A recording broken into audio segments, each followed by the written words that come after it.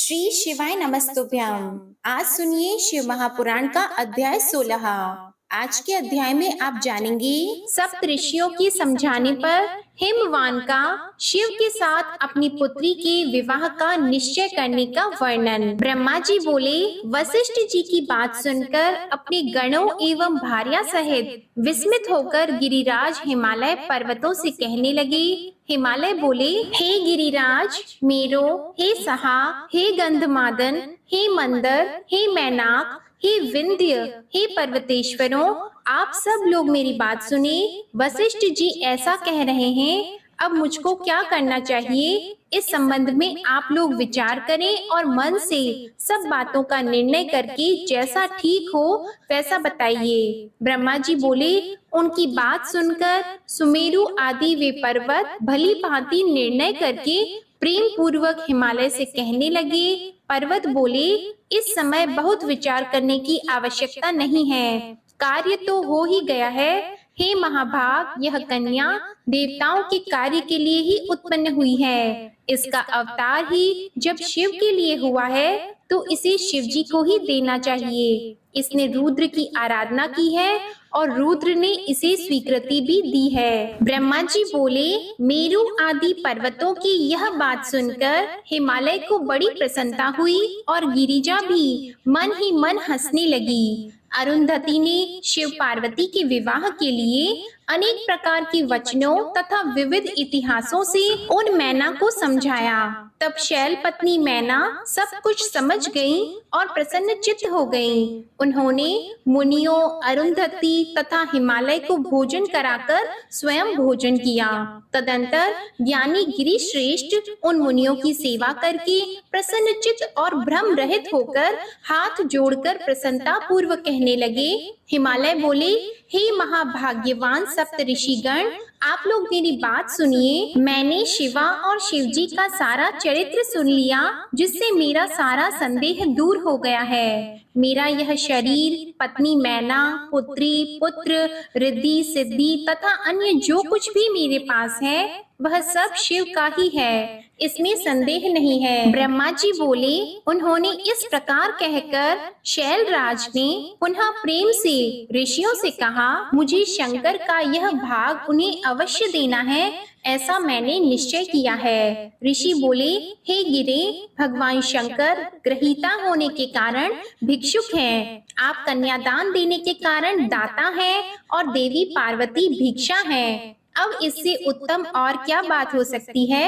हे हिमालय, जिस प्रकार सभी शिखरों से ऊंचे होने के कारण आप शिखरों की श्रेष्ठता है, उसी प्रकार आप भी संपूर्ण पर्वतों के अधिपति होने के कारण सबसे उत्तम है तथा धन्य है। ब्रह्मा जी बोले, इस प्रकार कहकर निर्मल मन वाले मुनियों ने हाथ से स्पर्श करके कन्या को आशीर्वाद दिया कि शिव को सुख देने वाली बनो, तुम्हारा कल्याण हो। जिस प्रकार शुक्ल पक्ष का चंद्रमा बढ़ता है, उसी प्रकार तुम्हारे गुणों की वृद्धि हो। इस प्रकार कहकर उन सभी मुनियों ने प्रसन्नता पूर्वक हिमालय को आशीर्वाद रूप में फूल तथा फल अर्पित करके विश्वास उत्पन्न कराया।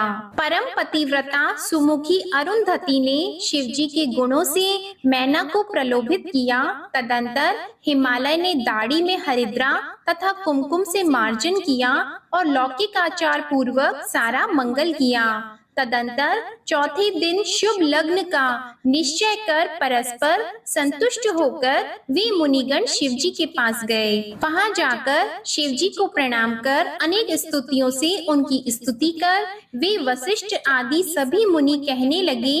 ऋषि बोले, हे देवदेव, हे महादेव, हे परमेश्वर, हे महाप्रभु, आपके सेवक हम लोगों ने जो किया है उस बात को प्रेम से सुनिए। हे महेशान, हम लोगों ने इतिहास पूर्वक अनेक प्रकार के उत्तम वचनों से पर्वतराज हिमालय तथा मैना को बहुत समझाया, जिससे वे समझ गए। अब उन्हें संदेह नहीं रहा। गिरीन्द्र ने वाग्दान देकर प्रतिज्ञा की है कि यह पार्वती आपकी है। अब आप अपने गणों तथा देवताओं को लेकर विवाह के लिए चलिए। हे महादेव, हे प्रभु, आप शीघ्र ही विवाह के लिए हिमालय के घर चलिए। ब्रह्मा जी बोले। उनकी यह बात सुनकर शिव जी प्रसन्नचित्त हो गए और लौकिक आचार में तत्पर होकर हंसते हुए इस प्रकार कहने लगे। महेश बोले, हे महाभाग, मैंने तो विवाह न देखा है और न सुना है। आप लोग ही जैसी विधि देखे सुने हैं उसे बताइए। ब्रह्मा जी बोले। शिव जी के लौकिक शुभ वचन को सुनकर वे देवाधिदेव सदाशिव से हंसते हुए कहने लगे। ऋषि बोले, हे प्रभु, आप समाज सहित विष्णु को विशेष रूप से शीघ्र बुलाकर पुत्र सहित ब्रह्मा जी, इंद्रदेव, सभी ऋषि, यक्ष, गंधर्व, किन्नर, सिद्ध, विद्याधर, अप्सरा, इन सबको तथा अन्य लोगों को आदर पूर्वक यहाँ बुलाइए। वे सब आपका कार्य सिद्ध करेंगे, इसमें संदेह नहीं है। ब्रह्मा जी बोले। ऐसा कहकर उनकी आज्ञा लेकर वे सभी सप्तऋषि शिव जी की महिमा का वर्णन करते हुए प्रसन्नता पूर्वक अपने स्थान को चले गए। नारद जी बोले, हे तात, हे महाप्राज्ञ, हे प्रभु, अब आप कृपा करके मुझे यह बताइए कि उन सप्त ऋषियों के चले जाने के बाद हिमालय ने क्या किया। ब्रह्मा जी बोले, हे मुनीश्वर, अरुंधति सहित उन सप्त ऋषियों के चले जाने पर हिमालय ने जो किया उसे मैं आपसे कह रहा हूँ। उसके बाद महामनस्वी गिरिराज हिमालय प्रिय पुत्रों सहित अपने मेरु आदि बंधुओं को बुलाकर बड़े प्रसन्न हुए। उनसे आज्ञा लेने के बाद हिमालय ने प्रीति पूर्वक अपने पुरोहित गर्ग जी से लग्न पत्रिका लिखवाई और उन्होंने प्रसन्न मन वाले अपने सेवकों से अनेक प्रकार की सामग्रियों तथा उस लग्न पत्रिका को बड़े प्रेम से शिव जी के पास भिजवाया। उन लोगों ने कैलाश पर शिव जी के समीप जाकर उनको तिलक लगाकर वह पत्रिका उन्हें प्रदान की। भगवान सदाशिव ने उन लोगों का विशेष रूप से यथोचित सम्मान किया और प्रसन्नता पूर्वक वे सभी लोग हिमालय के पास लौट आए। हिमालय भी शिव जी के द्वारा विशेष रूप से सम्मानित हुए। हर्षित लोगों को देखकर मन ही मन अत्यंत प्रसन्न हो गए। तत्पश्चात उन्होंने भी अनेक देशों में रहने वाले अपने संबंधियों को बड़े प्रेम के साथ सुखदायक निमंत्रण भेजा।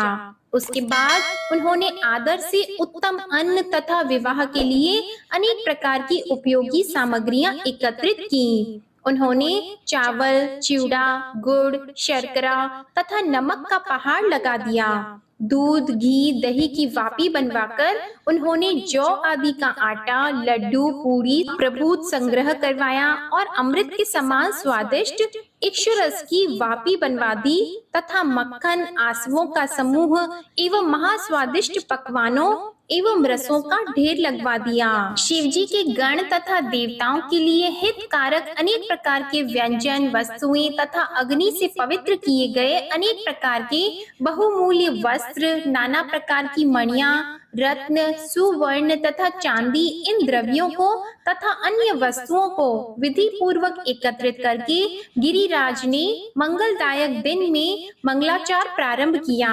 पर्वतों की स्त्रियां पार्वती का संस्कार करने लगी। वे स्वयं अनेक प्रकार के आभूषणों से सुसज्जित होकर प्रसन्नता पूर्वक मंगलाचार करने लगी। नगर में रहने वाली द्विज स्त्रियां भी प्रसन्न होकर उत्सव तथा मंगलाचार के साथ अनेक प्रकार के लोकाचार करने लगी। हिमालय भी प्रसन्नचित्त होकर प्रेम के साथ समस्त बंधु वर्गों के आने की प्रतीक्षा करने लगी। इसी बीच निमंत्रित उनके सभी बांधव अपनी स्त्रियों, पुत्रों तथा सेवकों सहित प्रसन्नता पूर्वक वहां आ गए। हे देवर्षि, अब उन पर्वतों का आगमन आदर पूर्वक सुनिए। मैं शिव जी की प्रीति बढ़ाने के लिए संक्षेप से इसका वर्णन करता हूँ। सबसे पहले सर्वश्रेष्ठ तथा श्रीमान देवालय नामक पर्वत सुंदर वेश से अलंकृत होकर दिव्य रूप धारण कर अनेक प्रकार के रत्नों से दैदीप्यमान अपने समाज तथा कुटुंब के साथ अनेक मणियां तथा बहुमूल्य रत्नों को लेकर हिमालय के यहाँ पहुँचे। संपूर्ण शोभा से संयुक्त मंदराचल अनेक प्रकार के उत्तम उपहारों को लेकर अपनी स्त्री तथा पुत्रों सहित हिमालय के पास गए। उदार बुद्धि वाले तथा दिव्य आत्मा अस्ताचल पर्वत भी महान शोभा से युक्त होकर विविध प्रकार की भेंट सामग्री लेकर प्रसन्नता पूर्वक हिमालय के निकट आए। उसी प्रकार हर्ष उल्लास से समन्वित उदयाचल भी सभी प्रकार के उत्तम रत्न तथा मणियों को लेकर अत्युत्तम परिवार के साथ आए। मध्याचल भी आदर पूर्वक अत्यंत दिव्य रचना से युक्त होकर बहुत सी सेना तथा परिवार सहित हिमालय के यहाँ आए। हे तात, दरदर नामक पर्वत भी प्रसन्न होकर अपनी पत्नी के साथ महान शोभा से युक्त होकर शिवालय के घर शीघ्र पहुँचे। निषद पर्वत भी प्रसन्नचित्त होकर अपने परिवारजनों के साथ हिमालय के घर आए। इसी प्रकार महाभाग्यवान गंधमादन पर्वत भी पुत्र तथा स्त्रियों के साथ प्रसन्नता से हिमालय के घर आए। महान ऐश्वर्य से समन्वित होकर करवीर तथा पर्वत श्रेष्ठ महेंद्र भी हिमालय के घर आए। अनेक प्रकार की शोभा से संपन्न पारियात्र भी प्रसन्नचित्त होकर अनेक गणों, पुत्रों एवं स्त्रियों को साथ लेकर मणि तथा रत्नों की खान से युक्त होकर हिमालय के पास गए। गिरिश्रेष्ठ पर्वतराज क्रौंच अपनी सेना तथा सेवकों को साथ लेकर अपने पुत्र, स्त्री तथा परिवार सहित प्रसन्न होकर भेंट सामग्री से युक्त होकर आदर पूर्वक हिमालय के घर गए। इसी प्रकार पुरुषोत्तम पर्वत, त्रिकूट, चित्रकूट, वेंकट, श्रीगिरी, गोकामुख तथा नारद ये सभी पर्वत भी हिमालय के घर आए। पर्वत श्रेष्ठ विंध्य भी अत्यंत प्रसन्नचित्त होकर वहां हिमालय के घर आए। कैलाश नामक महापर्वत भी बड़ी प्रसन्नता के साथ कृपा पूर्वक हिमालय के घर आए। वे सभी पर्वतों की अपेक्षा अधिक शोभा संपन्न थे।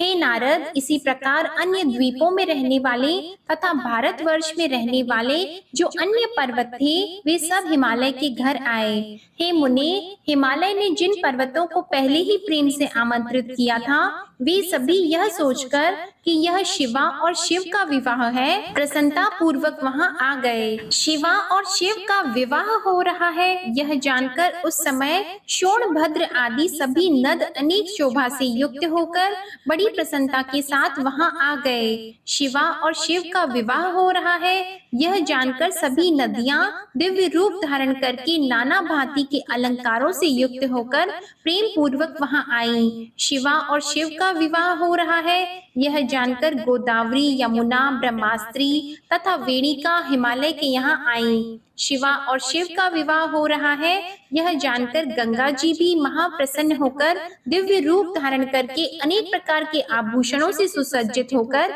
वहां आ गई। सरिताओं में श्रेष्ठ अत्यंत आनंद प्रदान करने वाली रुद्र की कन्या नर्मदा भी बड़े प्रेम से शीघ्र ही वहां आ गई। उस समय हिमालय के यहाँ आए हुए उन सभी लोगों से वह दिव्य तथा सभी शोभा से युक्त पूरी भर गई। वह महोत्सव से युक्त हो गई। उसमें नाना प्रकार के केतु ध्वज एवं तोरण सुशोभित होने लगे। नाना प्रकार के वितानों से सूर्य का प्रकाश रुक गया और वह पूरी रंग बिरंगी रत्नों की छटा से पूर्ण हो गई। हिमालय ने भी आदर के साथ अत्यंत प्रेम पूर्वक उन स्त्रियों तथा पुरुषों का यथोचित सम्मान किया।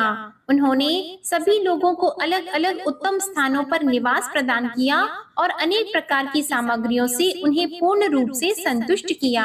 नारद जी बोले, हे विष्णु शिष्य, हे महाप्राज्ञ, हे तात, अब मैं शिव जी के वैवाहिक चरित्र को सुनना चाहता हूँ जो परम मंगलदायक तथा सब प्रकार की पाप राशि का विनाश करने वाला है। मंगल पत्रिका प्राप्त करने के बाद महादेव जी ने क्या किया, परमात्मा शिव जी की वह दिव्य कथा सुनाइए। ब्रह्मा जी बोले, हे वत्स, हे महाप्राज्ञ, महादेव जी ने मंगल पत्रिका प्राप्त करने के पश्चात जो किया भगवान शंकर के उस यश को सुनिए। विभु शिव जी प्रसन्नता पूर्वक मंगल पत्रिका ग्रहण कर जोर से हंसे और उन्होंने प्रसन्नचित्त होकर उस लग्न पत्रिका को लाने वाले का बड़ा स्वागत सम्मान किया।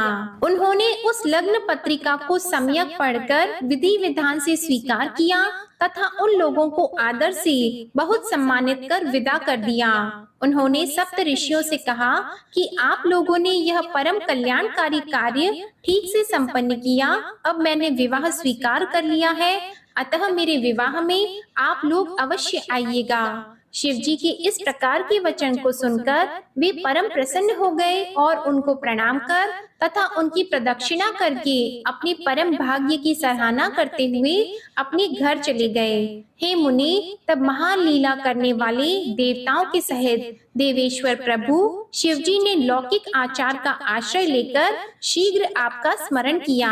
उस समय आप अपने सौभाग्य की प्रशंसा करते हुए बड़ी प्रसन्नता के साथ वहां आए और हाथ जोड़कर सिर झुकाकर विनम्रता से उन्हें प्रणाम करते हुए बारंबार जय शब्द का उच्चारण करके आपने उनकी स्तुति की। हे मुनि, उसके बाद आप भाग्य की प्रशंसा करते हुए शिव जी से आज्ञा प्रदान करने के लिए आपने निवेदन किया।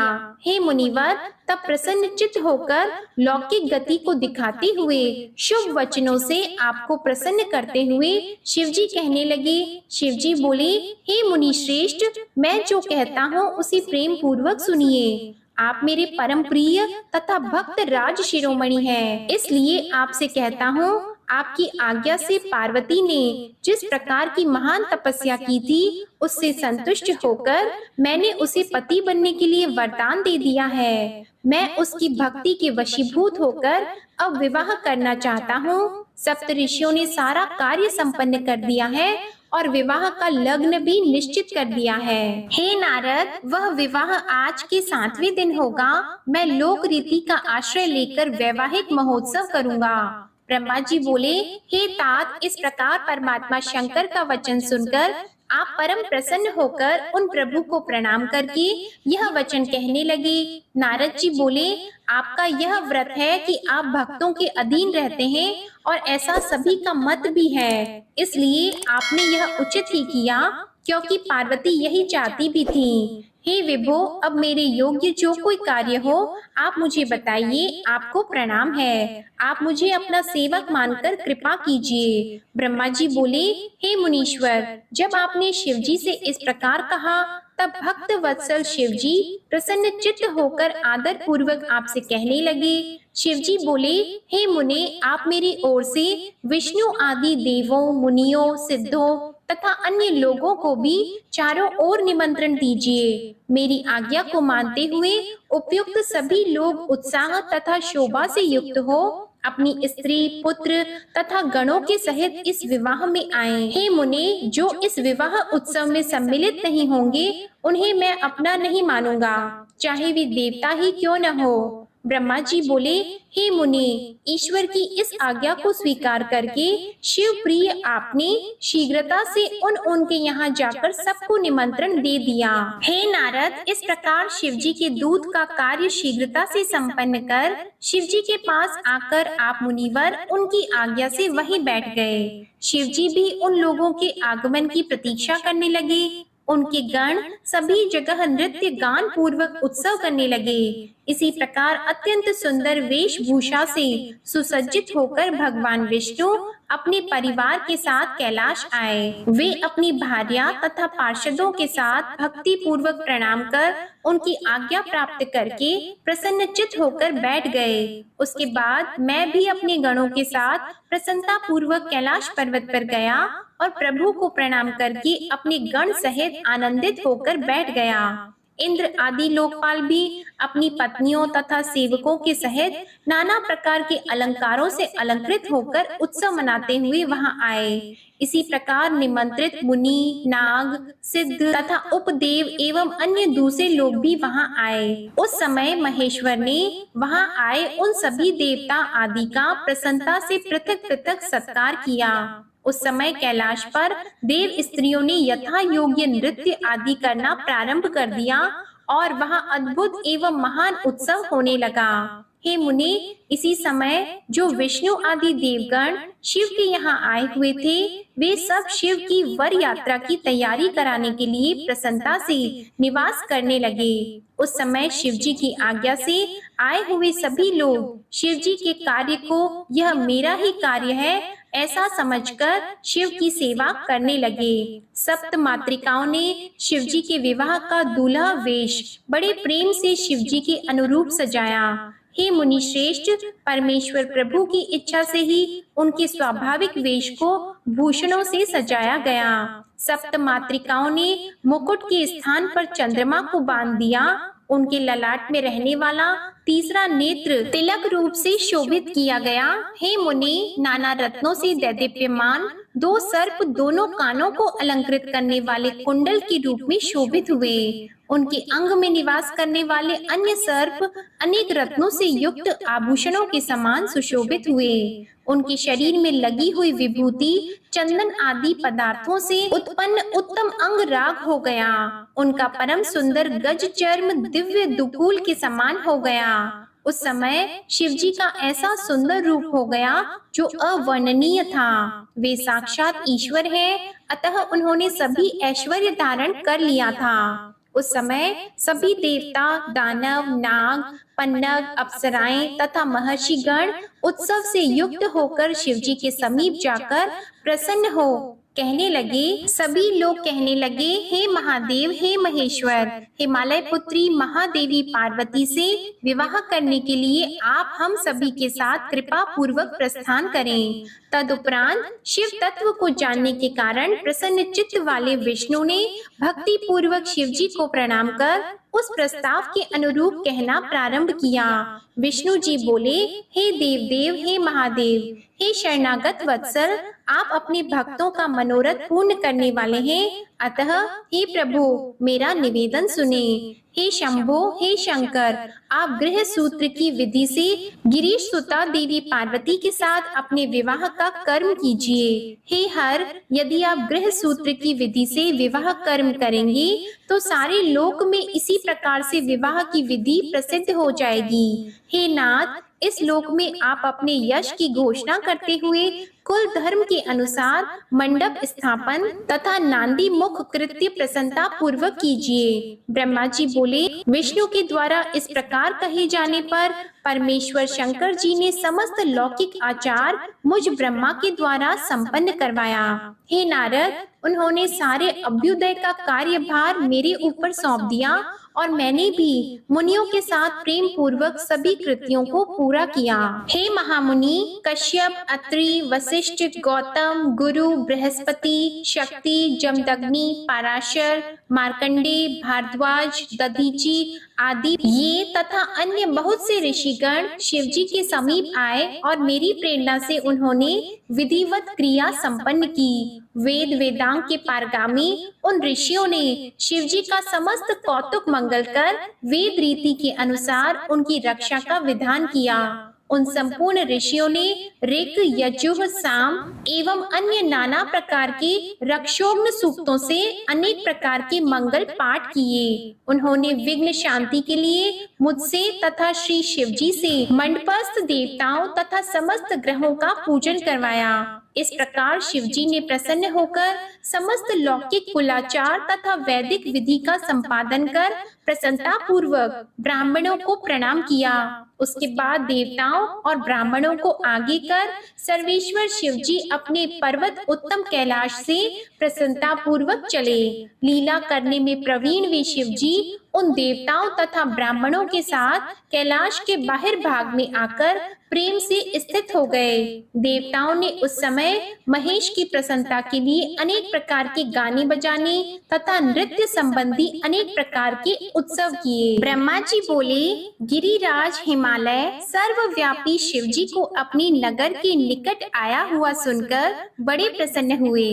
तदंतर उन्होंने सभी सामग्री एकत्रित करके परमेश्वर की अगवानी करने के लिए बहुत से ब्राह्मणों तथा पर्वतों को भेजा और प्राणों से प्रिय ईश्वर का दर्शन करने के लिए भक्ति से परिपूर्ण हृदय वाले वे हिमालय अपने भाग्य की प्रशंसा करते हुए प्रसन्नता पूर्वक स्वयं भी गए। उस समय देव सेना को देखकर हिमवान विस्मित हो गए और मैं धन्य हूँ ऐसा सोचते हुए वे उनके सामने गए। देवता भी हिमालय की विशाल सेना को देखकर आश्चर्यचकित हो गए। इस प्रकार देवताओं तथा पर्वतों को परम आनंद प्राप्त हुआ।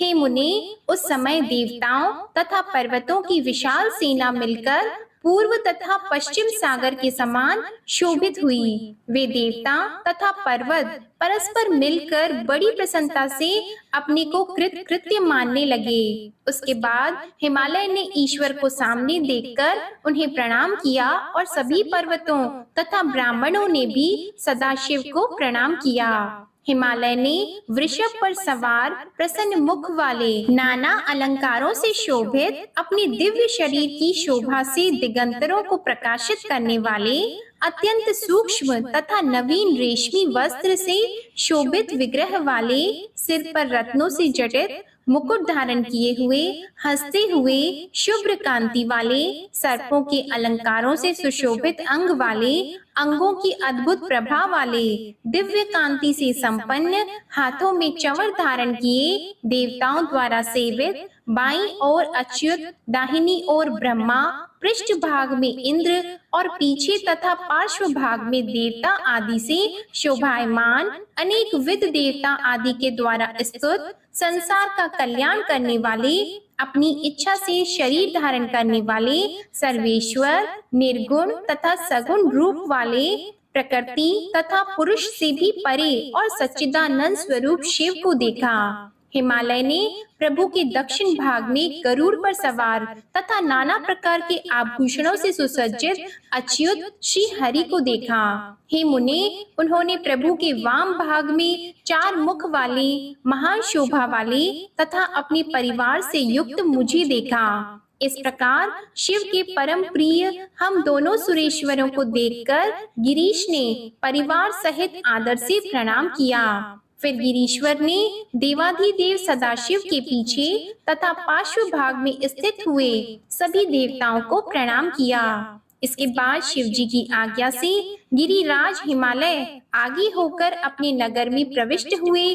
तदंतर शेष, विष्णु तथा ब्रह्मा भी देवताओं के साथ नगर में गए। हे नारद, प्रभु के साथ जाते हुए सभी मुनि, देवता आदि एवं देवगण परम प्रसन्न होकर हिमालय के नगर की प्रशंसा करने लगे। उसके बाद हिमालय सुरम्य तथा निवास के योग्य बनाए गए अपने शिखर पर देवता आदि को ठहराकर स्वयं वहां चले गए जहां वेदी बनी थी। उसे चौकोर तथा तोरणों से विशेष रूप से सुसज्जित कराकर स्नान दान आदि क्रिया कर उन्होंने विधि पूर्वक वहां का निरीक्षण किया। तदंतर पर्वतराज हिमालय ने विष्णु आदि संपूर्ण वर्ग से युक्त भगवान शिव के समीप अपने पुत्रों को भेजा। वे पर्वतराज परम प्रसन्न होकर अपने बंधुगणों के साथ महान उत्सव पूर्वक वर का यथोचित आचार करना चाहते थे। तब उन पर्वत पुत्रों ने वहां जाकर अपने वर्गों के सहित विराजमान उन शिव को प्रणाम करके शैलेश्वर की वह प्रार्थना सुनाई। तत्पश्चात वे पर्वत पुत्र उनकी आज्ञा से अपने घर चले गए और प्रसन्न होकर शैलराज से बोले कि अब लोग आ रहे हैं। हे मुने, इस पर शिवजी सहित विष्णु आदि समस्त देवता गिरिराज की वह प्रार्थना सुनकर परम प्रसन्न और अत्यंत आह्लादित हो गए।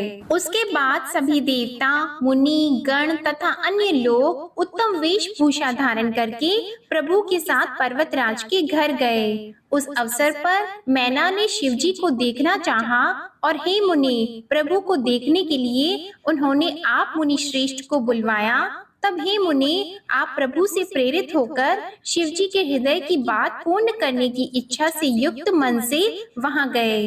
हे मुनि, आपको प्रणाम करके विस्मित मन वाली मैना भगवान शंकर के मद विनाशक रूप को देखने की इच्छा से आपसे कहने लगी। मैना बोली, हे मुनि, मैं पहले गिरिजा के होने वाले पति को देखूंगी जिनके लिए उसके द्वारा उत्तम तप किया गया है। उन शिव का रूप कैसा है? ब्रह्मा जी बोले, हे मुनि, इस प्रकार अज्ञान के वशीभूत वे मैना शिव के दर्शन करने के लिए आपके साथ शीघ्र ही चंद्रशाला पर गईं। हे तात, उस समय प्रभु शिव जी भी अपने प्रति उनके अहंकार को जानकर अद्भुत लीला करके मुझसे और विष्णु से बोले।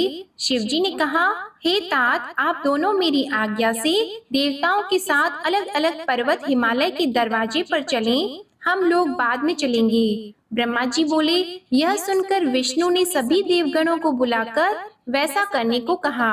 उसके बाद सभी देवता शिव में चित्त लगाए हुए उत्सुक होकर चलने लगे। हे मुने, उसी समय शिव जी के दर्शन की इच्छा से मैना भी तुमको साथ लेकर महल की अटारी पर चढ़ गईं। तब तुम उन्हें इस प्रकार दिखाने लगे जिससे उनका हृदय विदीर्ण हो। हे मुनि, उस समय परम शुभ सेना को देखती हुई मैना सामान्य रूप से हर्षित हो उठी। सबसे पहले सुंदर वस्त्र धारण किए हुए सुभग शुभ नाना प्रकार के आभूषणों से विभूषित विविध वाहनों से युक्त अनेक प्रकार की बाजी बजाने में तत्पर और विचित्र पताकाओं तथा अप्सराओं को अपने साथ लिए हुए गंधर्व आए। उस समय मैना गंधर्वपति परम प्रभु वसु को देखकर अत्यंत प्रसन्न हुई और उन्होंने पूछा कि क्या ये शिव जी हैं?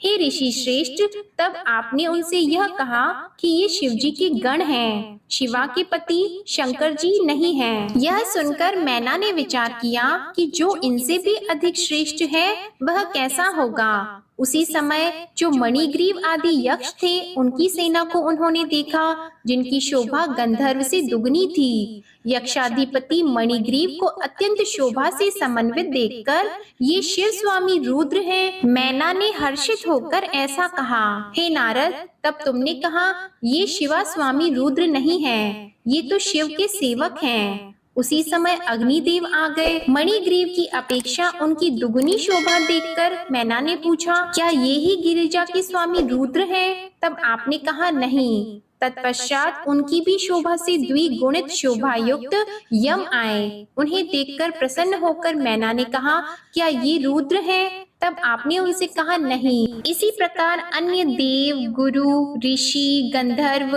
मुनि, यक्ष सबको देखकर मैना ने पूछा कि क्या ये भगवान शिव है? तो नारद आपने कहा कि नहीं, ये भगवान शिव नहीं है। तत्पश्चात तेजों की महाराशि तथा साक्षात धर्म के पुंज के समान वह ब्रह्मा प्रस्तुत हुआ तो ऋषियों तथा पुत्रों के सहित उपस्थित हुआ। हे मुनि, मुझे देखकर मैना बहुत प्रसन्न हुई और उन्होंने कहा, क्या ये ही शिव है? तब आपने उनसे कहा नहीं। इसी बीच संपूर्ण शोभा से युक्त मेघ के समान श्याम वर्ण वाले श्रीमान चार भुजाओं से युक्त पीतांबर धारण किए हुए अपने तेज से प्रकाशित कमल नयन श्रेष्ठ गरुड़ पर सवार शंख आदि लक्षणों से युक्त मुकुट आदि से विभूषित वक्ष स्थल पर श्री वत्स का चिन्ह धारण किए हुए अप्रमेय कांति से संपन्न लक्ष्मीपति भगवान विष्णु वहां आए।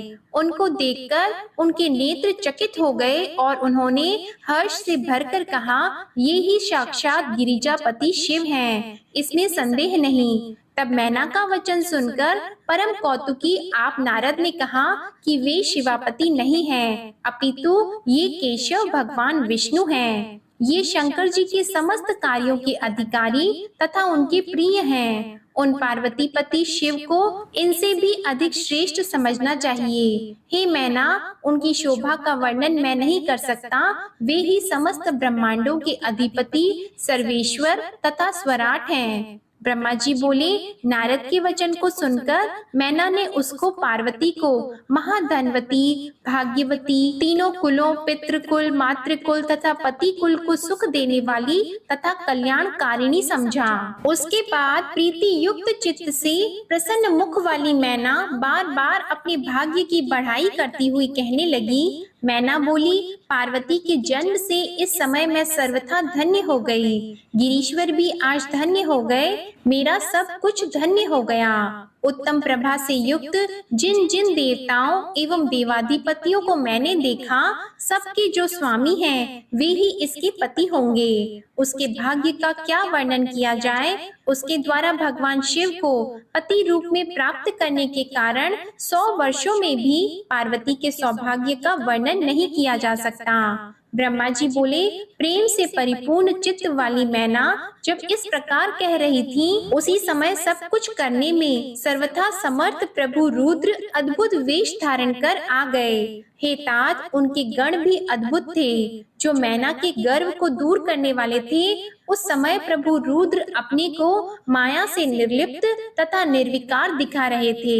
हे नारद, हे मुने, उस समय उनको आया देखकर परम प्रेम से आप शिवा के पति शंकर को दिखाते हुए मैना से कहने लगे। नारद जी बोले, हे सुंदरी, आप देखिए, ये ही वे साक्षात शंकर हैं, जिनके निमित्त वन में पार्वती ने कठिन तप किया था।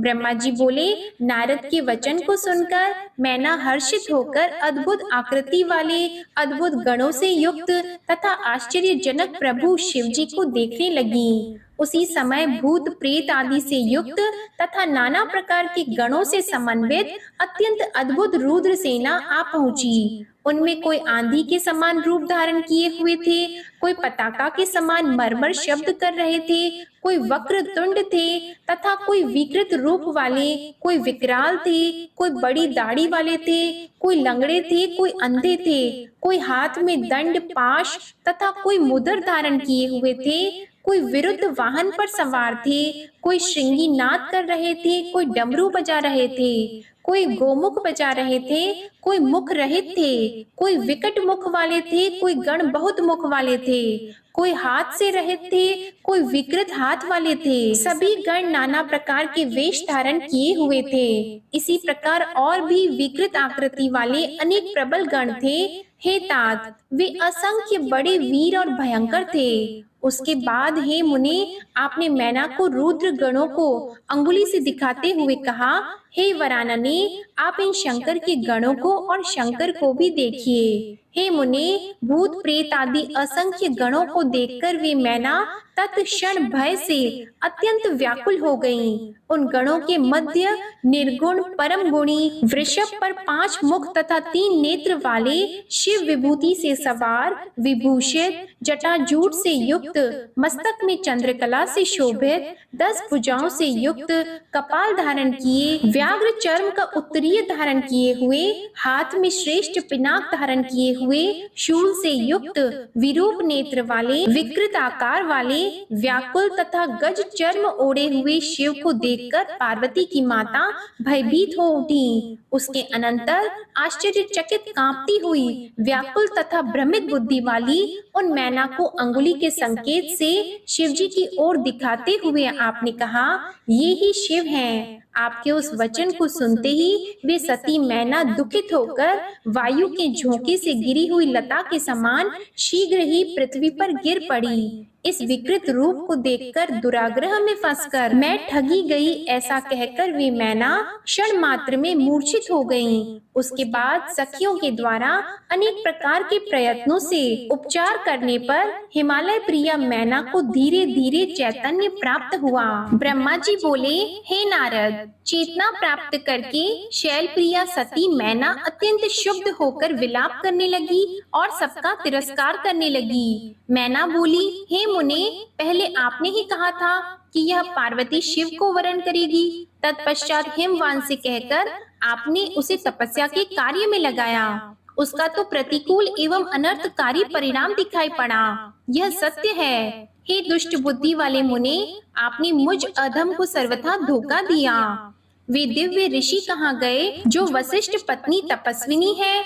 वह धूर्त यहाँ स्वयं आई थी। किनके अपराध से मेरा सब कुछ नष्ट हो गया? ऐसा कहकर पुत्री की ओर देखकर वे कटु वचन कहने लगी। मैना बोली, तुम्हें तथा तुम्हारी बुद्धि को धिक्कार है, तुम्हारे रूप तथा आचरण को धिक्कार है, तुम्हें उपदेश देने वाले को धिक्कार है, तुम्हारी उन सखियों को भी धिक्कार है। ये पर्वतराज मेरे निकट न आए और स्वयं सप्त ऋषि गण भी मुझे अपना मुंह न दिखाएं। सब लोगों ने मिलकर यह क्या किया जिससे मेरा कुल ही नष्ट हो गया? ब्रह्मा जी बोले, इस प्रकार कहकर वे मैना मूर्छित होकर पृथ्वी पर गिर पड़ी। वे शोक तथा रोष आदि से व्याकुल होने के कारण पति के पास न जा सकी। हे मुनीश्वर, उस समय सारे घर में हाहाकार मच गया।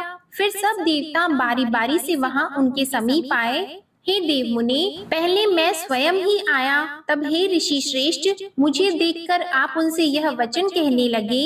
नारद जी बोले, तुमने शिव जी के वास्तविक सुंदर रूप को नहीं पहचाना। शिव जी ने यह रूप लीला से धारण किया है, यह उनका यथार्थ रूप नहीं है। हे पतिव्रते, इसलिए तुम क्रोध छोड़कर स्वस्थ हो जाओ और हठ छोड़कर कार्य करो तथा पार्वती को शंकर की निमित्त प्रदान करो। ब्रह्मा जी बोले, हे नारद, तब आपका वचन सुनकर मैना ने आपसे यह वाक्य कहा, तुम बड़े दुष्ट एवं अधम हो, उठो और यहाँ से दूर चले जाओ। उनके इस प्रकार कहने पर समस्त इंद्र आदि देवता तथा दिक्पाल क्रम से आकर मैना से यह वचन कहने लगे। देवता बोले, हे मैना, प्रसन्न होकर तुम हमारी बात सुनो। ये दूसरों को सुख देने वाले साक्षात शिव जी हैं। भक्त वत्सल इन भगवान शिव ने तुम्हारी पुत्री का अत्यंत कठिन तप देखकर कृपा पूर्वक उसे दर्शन देकर वर प्रदान किया।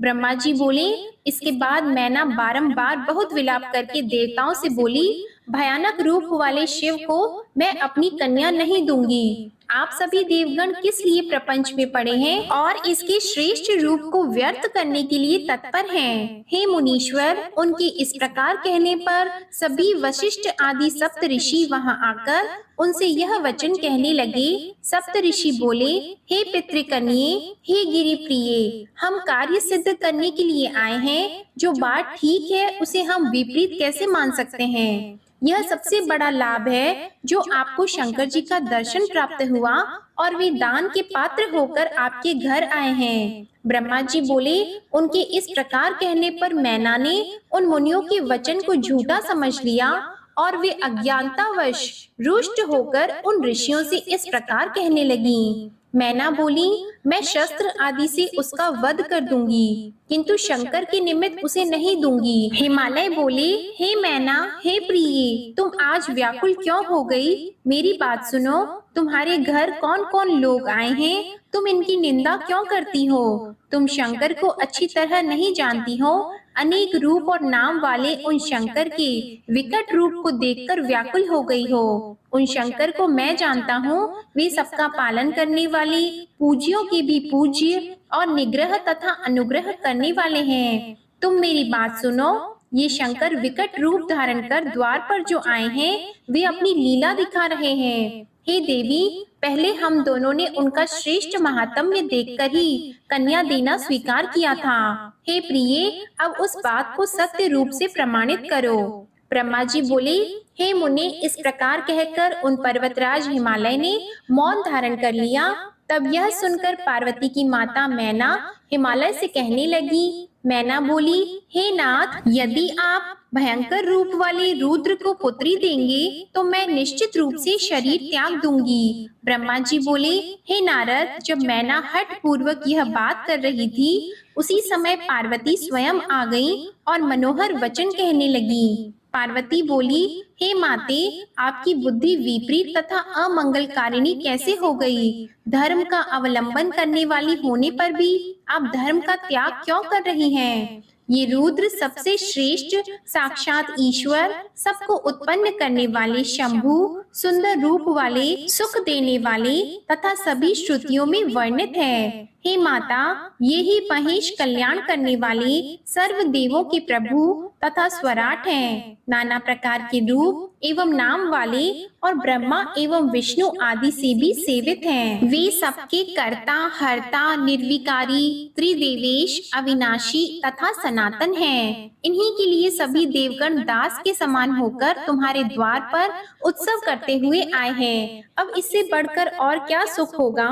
अतः हे माते, प्रयत्न पूर्वक उठिए और अपने जीवन को सफल कीजिए। आप इन शंकर जी के निमित्त मुझे प्रदान कीजिए और अपना गृहस्थ आश्रम सफल बनाइए। हे जननी, आज आप मुझे परमेश्वर शंकर के निमित्त प्रदान कीजिए। हे माते, मैं आपसे कह रही हूँ, आप मेरी इस प्रार्थना को स्वीकार कीजिए। यदि आपने मुझे इनको नहीं दिया तो मैं किसी दूसरे को पति के रूप में वरण नहीं करूंगी। हे माते, मैंने स्वयं मन, वचन तथा कर्म से शिव जी का वरण कर लिया है। अब आप जैसा चाहती हैं वैसा कीजिए। ब्रह्मा जी बोले, हे नारद, पार्वती का यह वचन सुनकर पर्वतराज की प्रिया मैना बहुत विलाप कर अत्यंत क्रोधित होकर पार्वती को दुर्वचन कहने लगी। मैना बोली, हाय इस दुराग्रहशील पार्वती का अब मैं क्या करूं? इस दुष्टा ने यह कैसा विकराल वर पाया है। ऐसा करके इसने मेरा, गिरिराज का तथा इस कुल का उपहास कर दिया। इस शंकर के न माता है, न पिता है, न भाई है, न गोत्र में उत्पन्न बंधु हैं, न तो इसका सुंदर रूप है, न इसमें चतुराई है, न इसके पास घर है, न वस्त्र है, न अलंकार है। इसका कोई सहायक भी नहीं है, इसका वाहन भी अच्छा नहीं है, इसके पास धन भी नहीं है, न इसमें पवित्रता है, न विद्या है। इसका कष्टदायक कैसा शरीर है, फिर क्या देखकर मैं इसे अपनी सुमंगली पुत्री प्रदान करूं? ब्रह्मा जी बोले, हे मुनि, इस प्रकार बहुत विलाप करके दुख तथा शोक से व्याप्त होकर वे मैना जोर जोर से रोने लगी। उसके बाद मैं शीघ्रता से आकर उन मैना से अज्ञान का हरण करने वाले श्रेष्ठ तथा परम शिव तत्व का वर्णन करने लगा।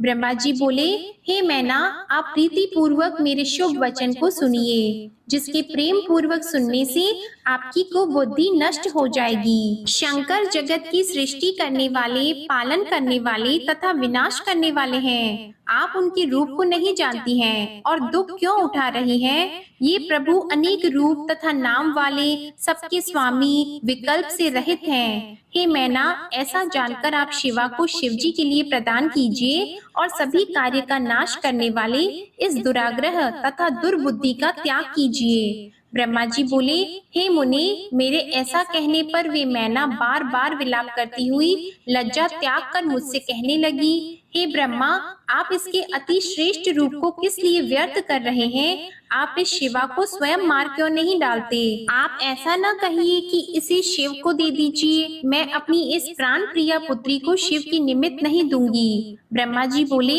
हे महामुनि, तब उनके ऐसा कहने पर सनक आदि सिद्ध आकर मैना से प्रेम पूर्वक वचन कहने लगे। सिद्ध बोले, ये परम सुख प्रदान करने वाले साक्षात परमात्मा शिव हैं। इन प्रभु ने कृपा करके आपकी पुत्री को दर्शन दिया है। ब्रह्मा जी बोले, तब मैना ने बार बार विलाप करते हुए उनसे भी यही कहा कि मैं भयंकर रूप वाले शंकर को इसे नहीं दूंगी। हे मुनि, उनके ऐसा कहने पर मैं चकित हो गया और सभी देव, सिद्ध, ऋषि तथा मनुष्य भी आश्चर्य में पड़ गए। इसी समय उनके दृढ़ तथा महान हठ को सुनकर शिव के प्रिय विष्णु जी शीघ्र ही वहां आकर यह वचन कहने लगे। विष्णु जी बोले, आप पितरों की प्रिय मानसी कन्या हैं, गुणों से युक्त हैं और साक्षात हिमालय की पत्नी हैं। आपका अत्यंत पवित्र ब्रह्मा कुल है, वैसे ही आपके सहायक भी हैं। मैं विशेष क्या कहूँ, आप धर्म की आधारभूत हैं, तो आप धर्म का त्याग क्यों कर रही हैं? भला आप ही विचार करें कि सभी देवता, ऋषि, ब्रह्मा जी तथा मैं विरुद्ध क्यों बोलेंगे? आप शिव जी को नहीं जानती हैं। वे निर्गुण,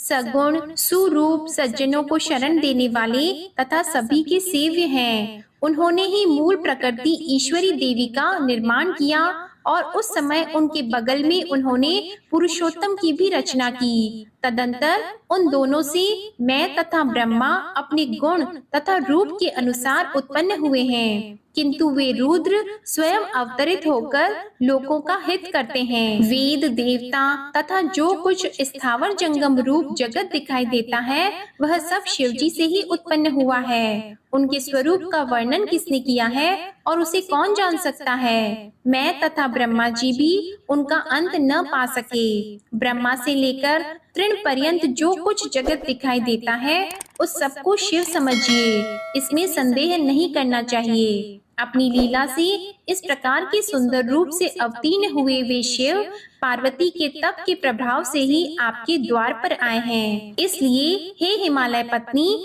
आप दुख का त्याग कीजिए और शिव जी का भजन कीजिए। ऐसा करने से महान आनंद प्राप्त होगा और क्लेश नष्ट हो जाएगा। ब्रह्मा जी बोले, हे मुनि, इस प्रकार समझाने पर उन मैना का विष्णु प्रबोधित मन कुछ कोमल हो गया, किंतु उस समय शिव की माया से विमोहित मैना ने हठ का परित्याग नहीं किया और शिव को कन्या देना स्वीकार नहीं किया।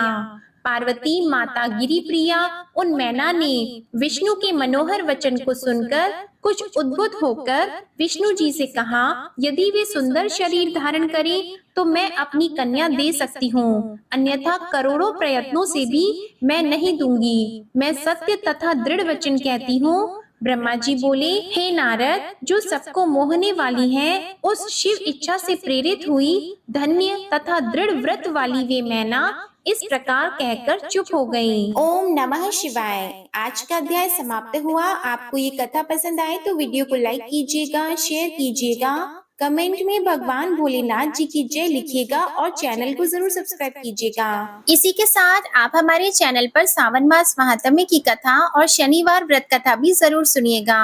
ओम नमः शिवाय।